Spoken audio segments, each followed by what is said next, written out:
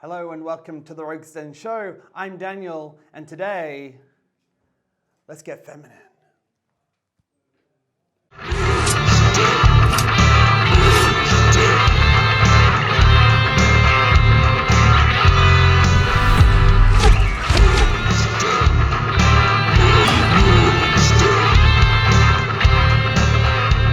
Let's talk about Kim Possible. Kim Possible, great Disney show, came out in the early 2000s, and in that time, for those of you who don't know, there's a 65 episode rule, which means that if you're on Disney, you get 65 episodes. That's like their standard. That way, we put it in syndication, we got some ads. It'd be great. This got 4 seasons. 4! That's how good it is. Kim Possible is about a secret agent, I want to say. Not very secret though, because everyone knows about it. Everyone. And for those of you who weren't lucky enough to watch shows made in the early 2000s for kids, here's what happened. In the early 50s, sitcoms started.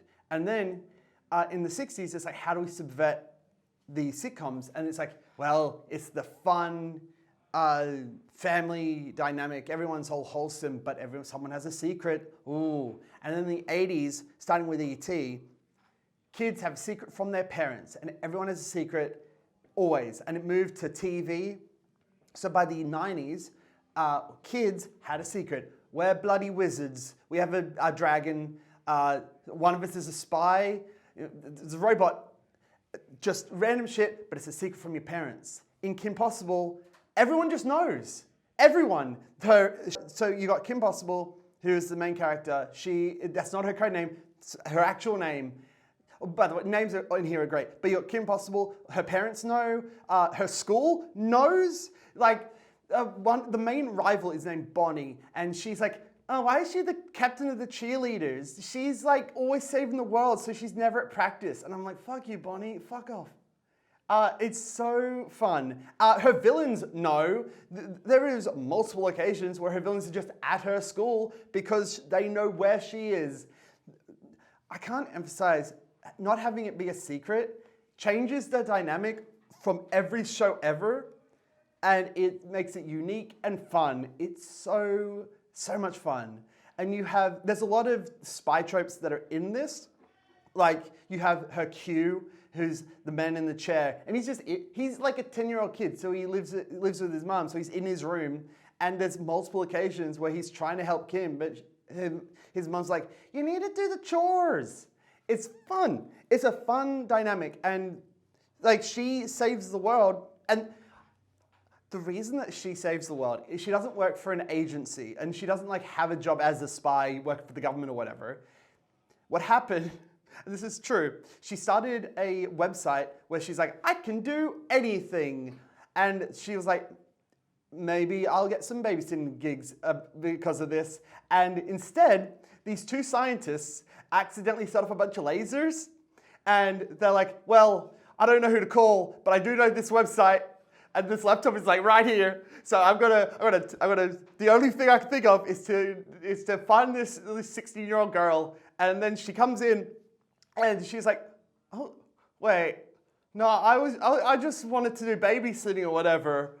And they're like, well, can you help us out anyway? If you don't, fucking everything will explode. And she's like, I mean, I guess. And she's a cheerleader, so she does fucking backflips through the lasers. And then she's like, hey, I can probably be a spy or something. It's great. And then all of her villains, so that's how she starts. Great, real fun.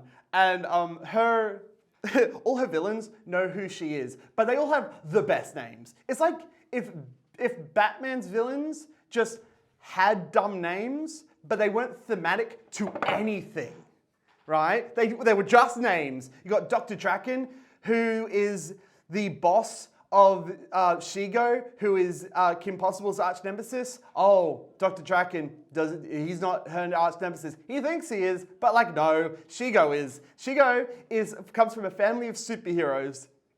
And there's an episode where they meet, where the family comes to Kim Possible and is like, hey, hi, we're Shigo's family. We're a bunch of superheroes, and there's a new villain, well, old villain, and like, we want to get her to come and help us defeat this villain. Can you try and convince her?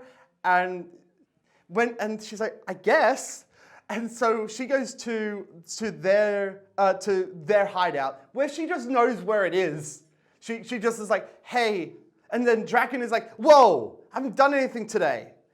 And he's like, don't worry, I need to talk to Shigo. And then Shigo's family comes in and she's like, oh my God, why are you talking to Kim Possible? She's like my arch nemesis. This is so embarrassing. I love how girly this show is. It's really fun. And for those of you who are unaware, either Council of Geeks or Jessie Gender, and I forget which, and I can't find the video anywhere, has talked about how femininity is meant to be, is seen in media, in action media specifically, as like, you as a girl want to be masculine, and therefore we're going to put you in these action movies, but we're going to have you also remove any femininity at all, which has two effects. One, it means that all girls that want to be part of these action movies, are giving up their femininity even if they don't want to. And two, if you're a boy, you can't be feminine. And that's sad. So when I find stuff like Kim Possible, where it's like, we're saving the world doing backflips and using my cheerleading skills, and also, but I can't afford a phone, and I have to do practice for cheerleading, and I want to go to prom and have this pretty dress. The fact that both of these things exist and they're not clashing, she's using her cheerleading skills to be a superhero or a spy, is great, and it's fun. And you have a bunch of one-off villains, but you have the main cast. And the main cast is just all gold in terms of the names. You've got Dr. Draken and you've got Shigo, great names. But you also have, my personal favorite names, is Senior, who is the dad of Senior, Junior. And their entire thing is that Senior is basically the leader of the Rogues Gallery. Shigo should be, but she's the assistant of Dr. Draken and he's holding her back. And you have, so Senior is like, we need to defeat Kim Possible somehow. I don't know how, but like, bet we can come up with a reason. And you also have Monkey Fist, who is a guy with the powers of monkey. He's got powers of monkey. He's just a monkey man. And how and why did that happen? It was probably explained in some episode, I forget which, but it's real fun. He's a thief, and he steals stuff with his feet, because he's a monkey. So he's hanging up and grabbing stuff with his feet. It's fun and silly, and it's basically, what if 60s Batman was a cartoon? You have Kim Possible and Ron Stoppable, who is, Ron Stoppable is her assistant and sidekick, and the naked mole rat is smarter than him. He has a naked mole rat. It's all great. And we're just having fun and being silly. And I love Kim Possible a lot. The theme song is banging. The gadgets are like, I want that, I want that, I want that. Her main gadget is basically a PDA and has been replaced by a phone, because all gadgets from the early 2000s are just a phone now. Okay, so other context for this is Spy Kids. You guys know Spy Kids, I hope. It's a real silly show. What if it's a movie where the kids are spies and all logic is that? It's kids that are spies. They fight robot thumbs, and it was so popular that it started this whole trend in the early 2000s of kids that are spies. And Kim Possible is the older version of this, because this is a power fantasy for young girls, and it's like, hey, I get to be super popular and cheerleader and use those skills in order to save the world. Great. And they made a bunch of movies. They made a sitch in time. She says, what the sitch? A lot. That's her catchphrase. Every time there's a mission, it's what's the sitch? Great. Early 2000s, love it. And then, so a sitch in time is essentially in the future, Shigo is like, hey, Dr. Draken, you're basically holding me back. You've been holding me back for years. So, just sit in the corner.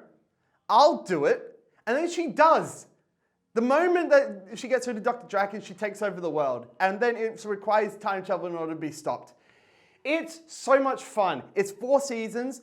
I don't know if the 4th season is just a bunch of TV movies, because they released a bunch of TV movies. But God, watch it. It's great. It's on Disney Plus. Go watch it. I haven't seen the live action 2019 movie. It might be good. It might not be. I don't care. The original cartoon is great. Take that, Chad.